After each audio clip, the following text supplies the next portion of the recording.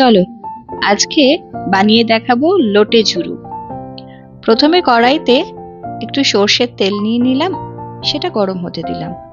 তারপরে কুচনো পেঁয়াজ, আদা আর রসুন এগুলো দিয়ে একটু কষাতে থাকবো। আমি আগেই লোটে মাছ কেটে ধুয়ে নুন আর ভিনিগার মিশিয়ে রেখে দিয়েছি।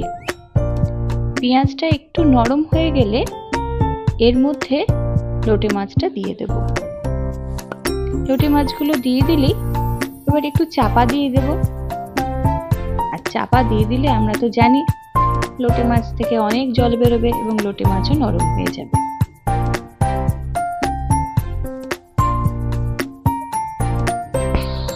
কিছুক্ষণ পর আমি ঢাকাটা খুলে নেব।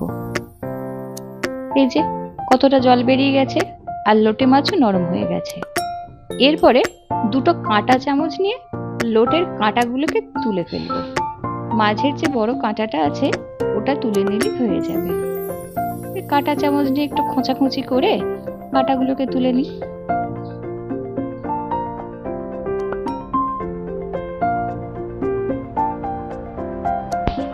সমস্ত কাঁটা তোলা শেষ, লোটেও ঘাঁটা ঘাঁটা হয়ে গেছে। এরপরে দিয়ে দিলাম টমেটো সস। টমেটো সস দিলে খেতে ভালো লাগে।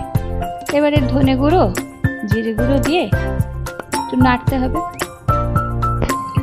যতক্ষণ না লোটে ঝুরো ঝুরো হচ্ছে। একটু কাশ্মীরি লঙ্কার গুঁড়ো দিয়ে দেবো, বেশ আরো লাল লাল হবে, দেখতেও ভালো লাগবে। তোমরা ভাবছো তো কাঁচা লঙ্কাটা এখনো দিইনি কেন? আসলে শ্বশুর মশাইয়ের জন্য একটু তুলে রাখতে হবে, উনি ঝাল খান না, তাই।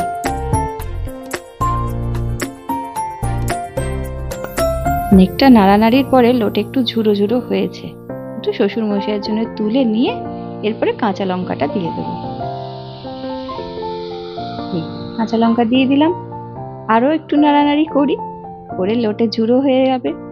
ব্যাস আমার রান্না শেষ। এরপর কড়াই থেকে নামিয়ে একটা অন্য পাত্রে ঢেলে নেব।